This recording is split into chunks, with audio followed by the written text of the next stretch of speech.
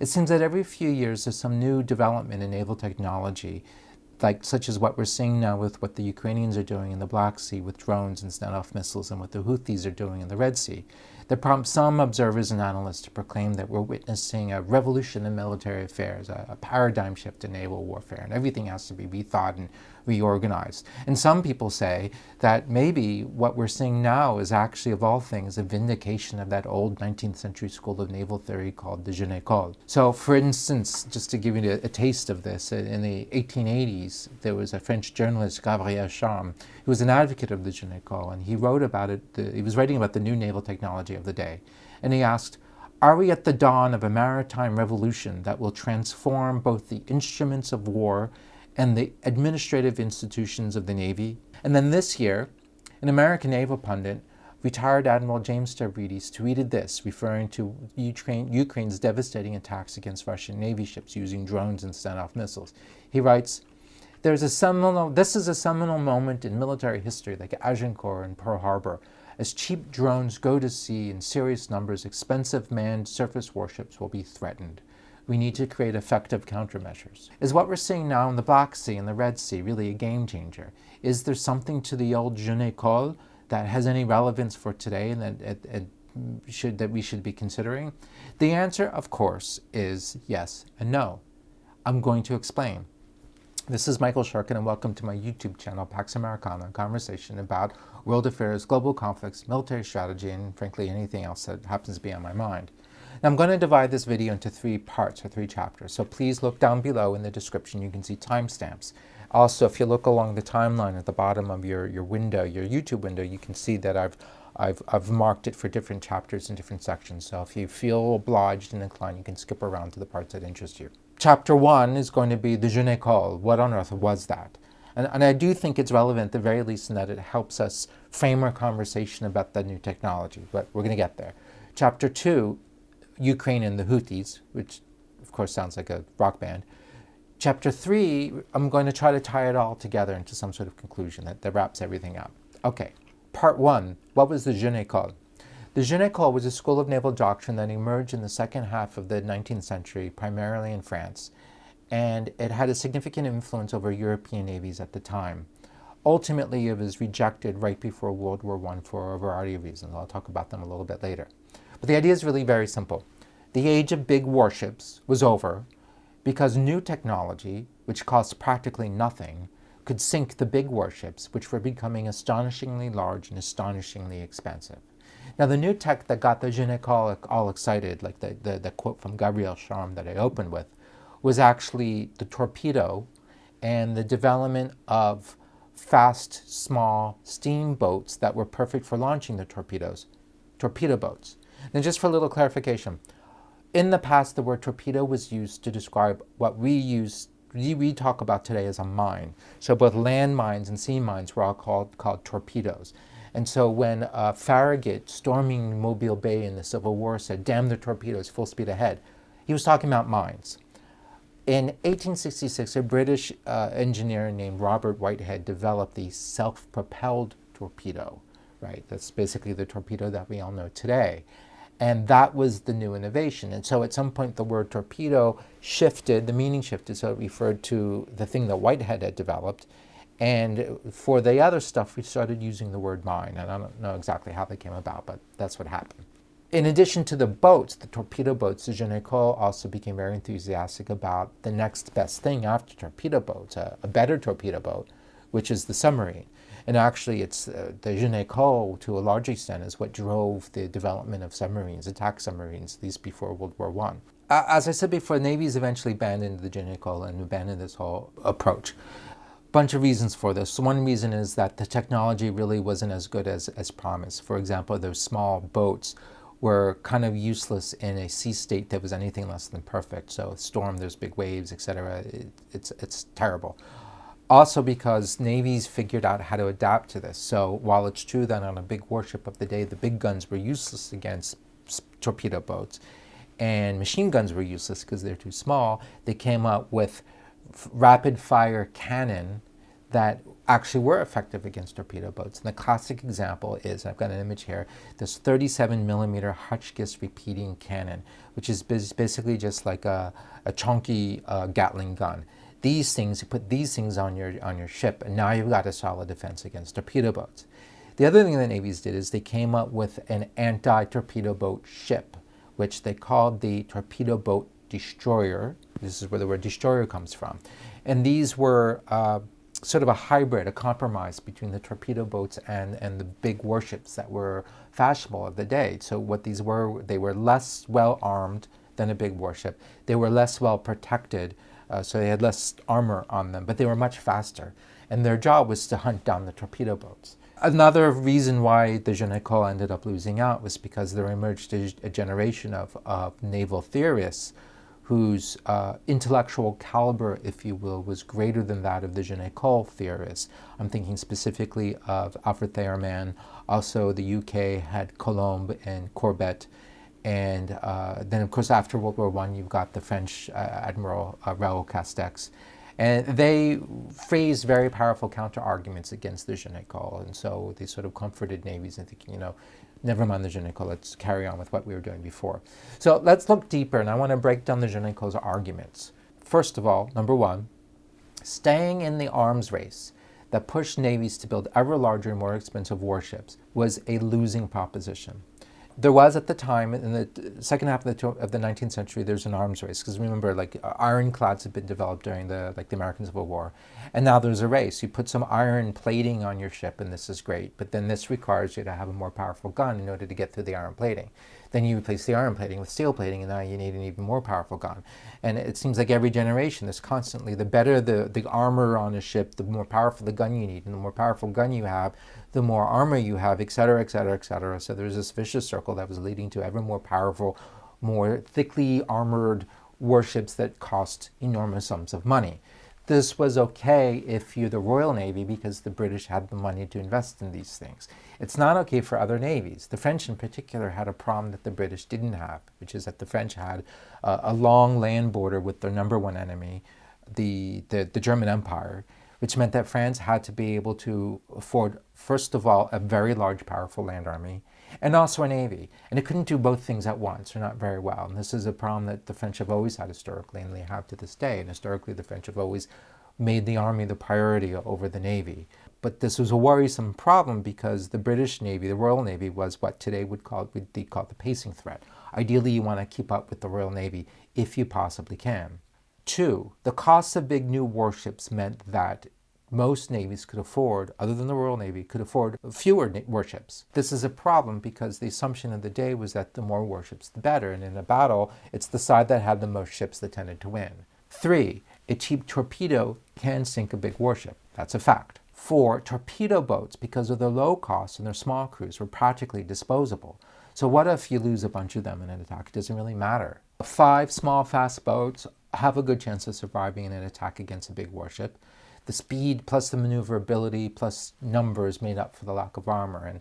And the tactic, the preferred tactic, was what we would call swarming tactics. They also thought that it was best to attack at night. It's very difficult to see these things at night. And the warships at the time, they had spotlights, but think about it, it's night, you're on the open ocean, everything's black, and you've got this spotlight sort of zooming around and with the waves and whatnot, and there are these torpedo boats sort of zipping in and out. It's very hard to see them, very hard to spot them, and certainly very hard to target them. Six, attaining what at the time was called control of the seas or mastery of the seas was not necessary as long as you can keep your ports open and get out cruisers capable of doing commerce raiding. The old traditional argument had always been that the priority needs to be, you need to be able to have high seas fleets that could go out and duke it out with other high seas fleets. And ideally you have a decisive battle like Trafalgar.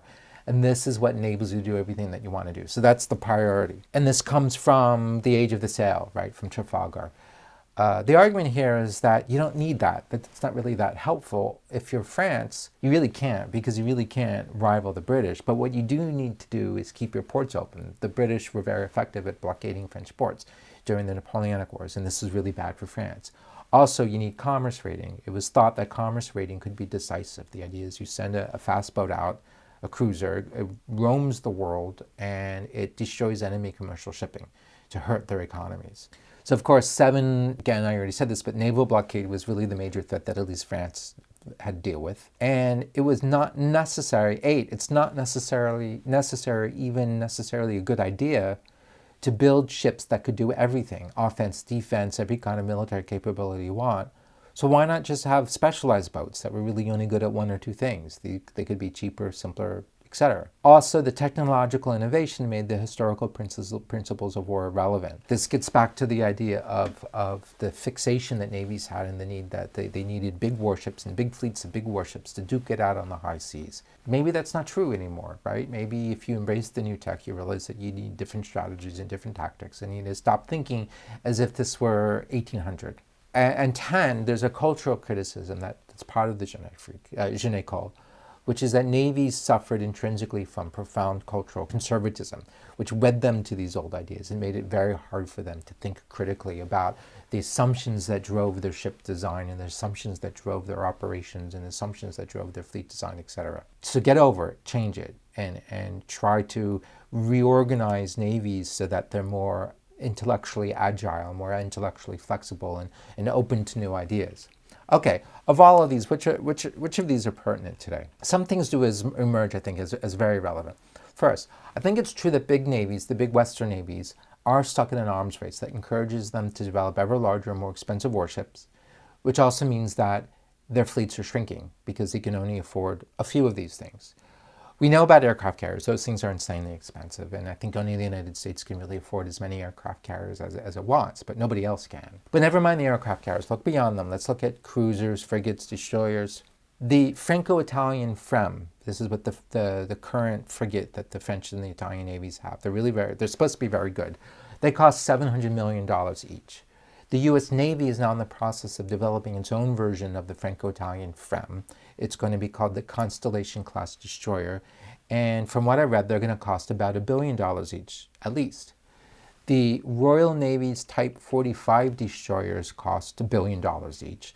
The Royal Navy's new Type 83 destroyers, which they're talking about developing to replace the old Type 45s, those things are going to easily cost over $1.5 billion if they ever even go ahead and do this. The U.S. Navy Zumwalt-class destroyer, it came in at an eye-watering price of $3 billion per ship, at the very least.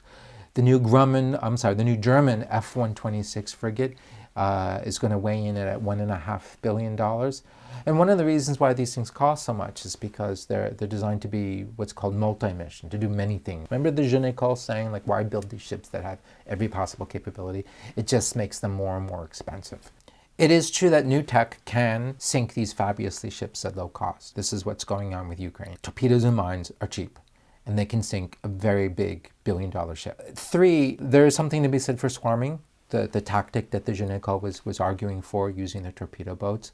Modern warships are very good at shooting down things or sinking things that are coming at them, but they're limited by the amount of ammunition that they have, and the stuff's expensive. The missiles that they shoot to shoot down stuff, they're all very expensive, millions of dollars each. If you want to really get a good crack at them, you attack them with multiple ones, and you've got a good chance that one of those is going to get through. 4, navies do tend to be deeply conservative. I think they all have Alfred Thayer Man kind of baked into their basic operating system.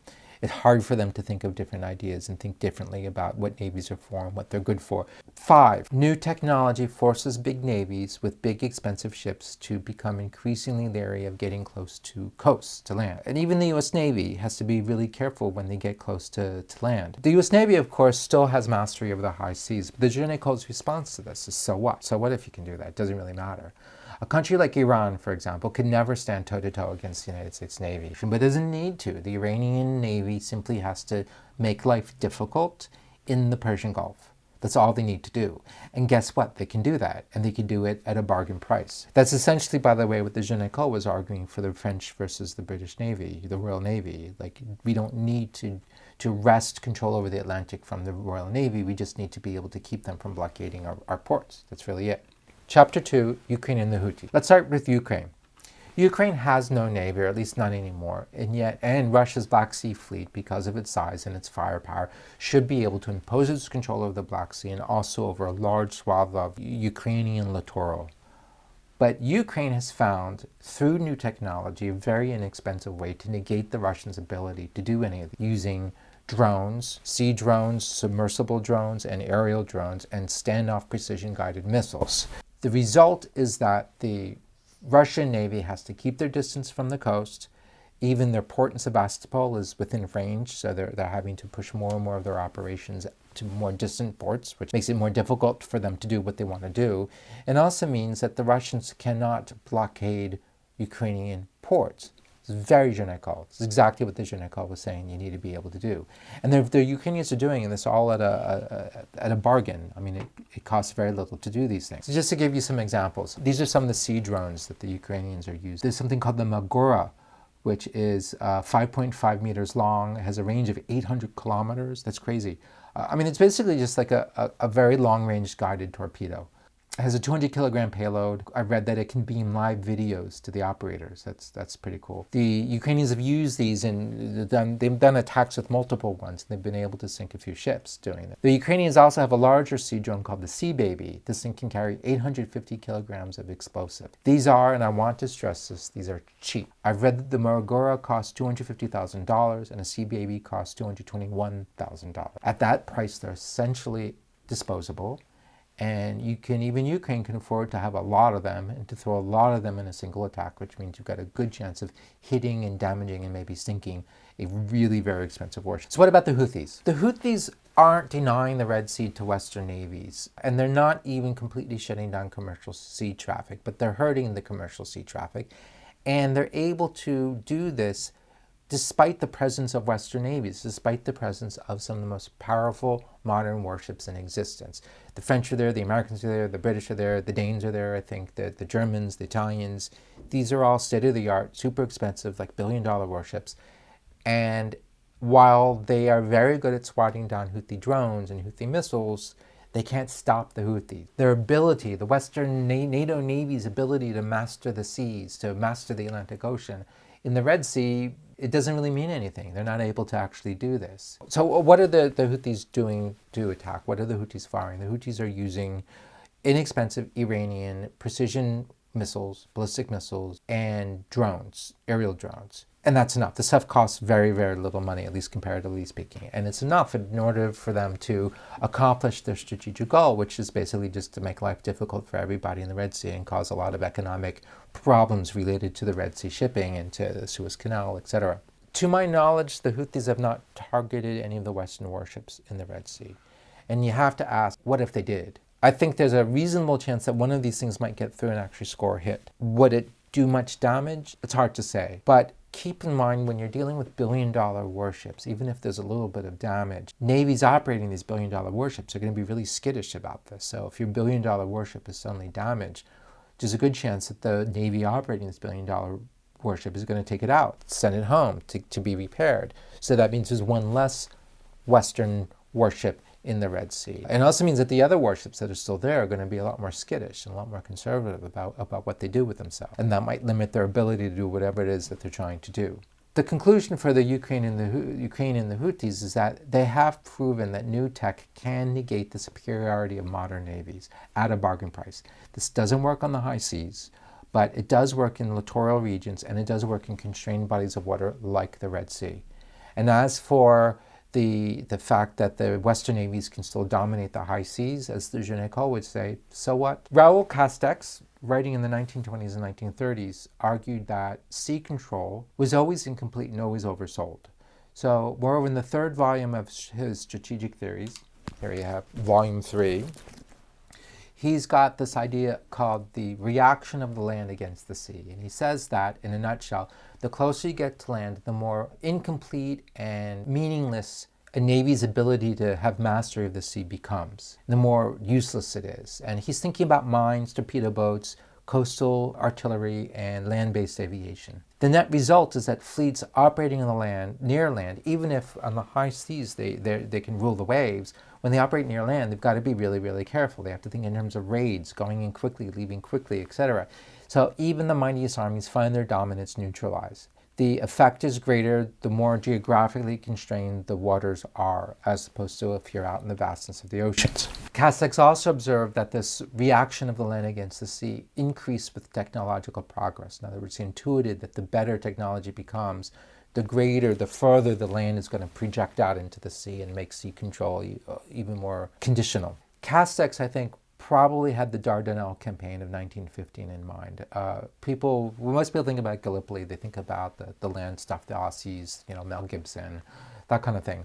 There was a naval component, and the naval component was really, well, it was a catastrophe. In 1915, a combined British and French fleet of warships tried to force its way up the Dardanelles. And the Dardanelles, the Ottoman Turks, defended the Dardanelles with coastal artillery and mines.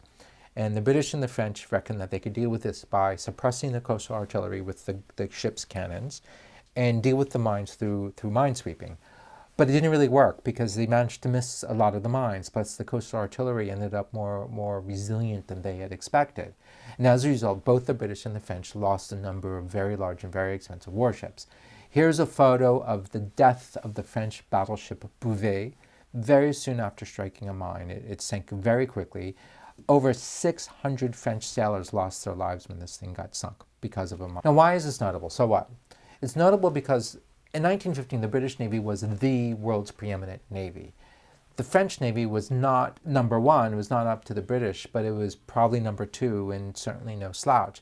And if you combine them together, the British and the French together should be completely unstoppable. There's no naval force in the world that can match this. And yet, thanks to mines and coastal artillery, that preeminence didn't really amount to much.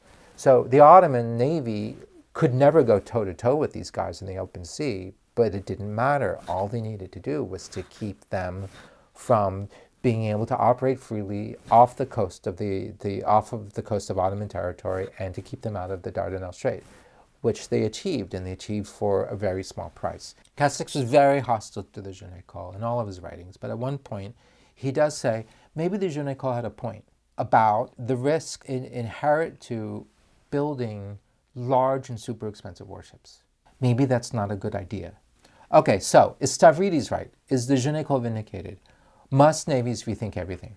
I think for smaller navies, absolutely. The message is don't play the big boys game. What they should do is think cheap. Drones, more drones, and precision-guided missiles, like what the Ukrainians are doing and what the Houthis are doing. And something like this Iranian gunboat, which the Venezuelans are acquiring, this gunboat, I'm showing you this image, this is an Iranian gunboat that's part of the Venezuelan Navy. This is very Jeune Ecole, and this is really sort of the 21st century iteration of those old torpedo boats. And this is a very powerful weapon. This is no joke, because this boat is cheap, it's fast, and it has Iranian anti-ship guided missiles. This thing is deadly. Now pair them with drones for targeting and loitering munitions and maybe uncrewed surface and submerged craft like the stuff that the Ukrainians have. Lots of them, ideally. Now suddenly, Venezuela has a very powerful and very dangerous navy. It can't go toe-to-toe with the United States Navy in open waters, but does Venezuela have to be able to do that? No. What they can do, among other things, is that they can make Venezuelan waters dangerous, and perhaps more importantly, it gives Venezuela the capability of wreaking havoc on commercial shipping in the Caribbean, if they so desire. Think about their conflict with Guyana.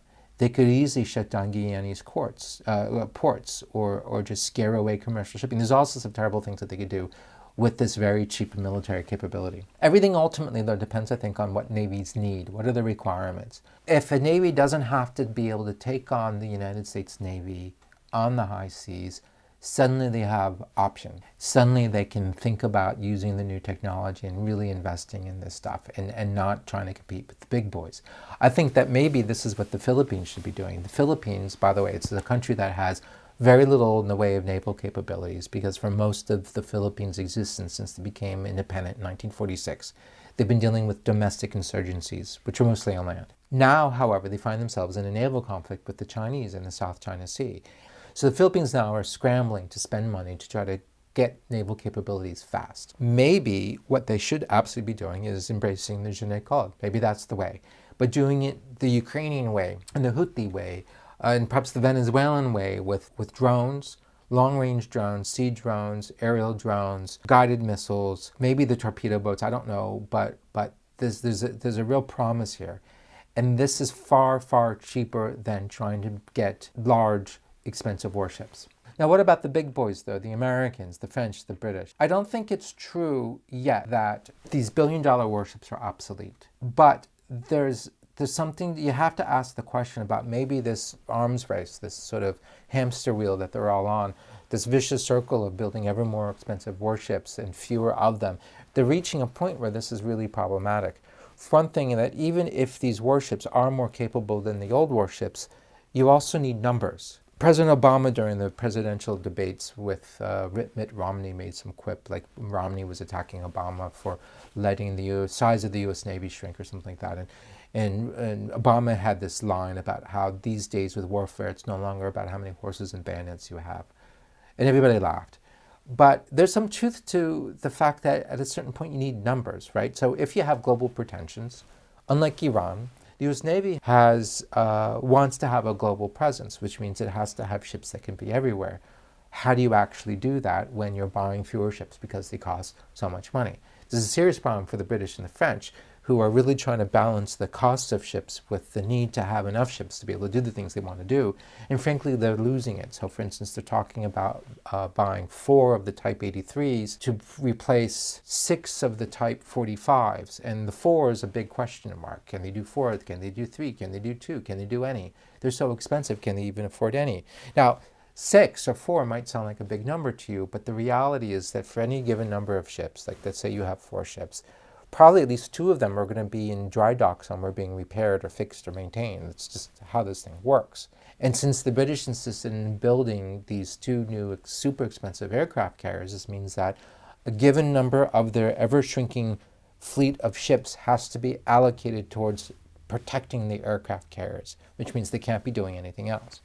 The French have the same problem. I think when sort of to sum it up with the bigger navies, they have to do 2 things. First of all, they have to be willing to periodically, sincerely, in earnest, ask themselves fundamental questions about the assumptions that are driving their ship design and their fleet design, whether or not they're going about it the right way. That sounds easy, but it's actually very difficult for navies to do. There's this famous story from maybe 20 years ago, maybe even 30 years ago, where allegedly there was a U.S. Navy war game. And in the war game, the red team succeeded in sinking a U.S. aircraft carrier in the Persian Gulf using, frankly, Jeune Ecole tactics with Iranian torpedo boats, these fast missile boats, exactly like the kind that the Venezuelans are acquiring. The U.S. Navy, rather than sort of saying like, oh shit, like, what do we do about this, folks? They shut the war game down. They just weren't prepared to deal with it and just kind of kept going the direction that they were going. That kind of thing has to stop. So periodically the big boys need to be doing this. I would also argue that, of course, what the big boys need to be doing is they need to take the new threat seriously, and they need to adapt to the new threat. The Jeune Ecole threat of the torpedo boats was dealt with this Hotchkiss repeating cannon and spotlights and torpedo boat destroyers. The Russians, though, this is very interesting. As far as we can tell, the Ukrainian success against the Russian Navy might say less about the effectiveness of Ukrainian weapons than it does about the dysfunctions of the Russian Navy. The Russian Navy doesn't seem to have learned anything in terms of developing new tactics and creating new capabilities to deal with this new threat. For example, there was this video that was going around Twitter not too long ago that showed it was nighttime. These Russian sailors were trying to fend off these Ukrainian sea drones, and they're doing it by firing an infantry machine gun. So imagine these sailors holding machine guns and firing the machine guns. It's not going to work.